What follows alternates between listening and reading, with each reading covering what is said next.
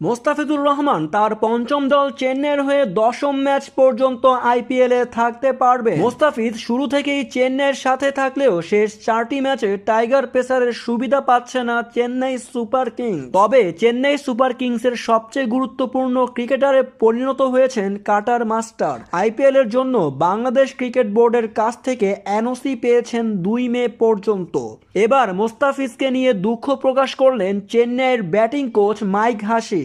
IPL এর মাঝপথে মুস্তাফিজের বাংলাদেশে চলে যাওয়া ভালো লাগেনি তার কাছে। তিনি এ বিষয়ে বলেন, তার স্লোয়ার বলটা অসাধারণ, যেটা খেলা বেশ কঠিন, বিশেষ করে চেন্নাইয়ের মাঠে। সে চলে গেলে আমরা দুঃখ পাবো, কিন্তু তার দেশ তাকে ডাকছে। সে যতদিন থাকতে পারবে আমরা ততদিন তাকে রাখবো। পুরো মৌসুম খেললে খুশি হতাম। তবে মে মাসে সিরিজ থাকায় এই সিদ্ধান্ত বাংলাদেশ ক্রিকেট বোর্ডের। চেন্নাই সুপার কিংসের সর্বোচ্চ উইকেট শিকারীদের সেরা বলার মোস্তাফিজ। স্বাভাবিকভাবেই চেন্নাই সুপার কিংস চাইবে আইপিএল এর পুরো মৌসুম মোস্তাফিজুর রহমান খেলুক, কিন্তু সিরিজ থাকায় তাকে চলে যেতে হবে 2 মে বাংলাদেশে, এমনটাই জানা গেছে। তবে আরো জানতে এই চ্যানেলটিকে এখনই সাবস্ক্রাইব করুন।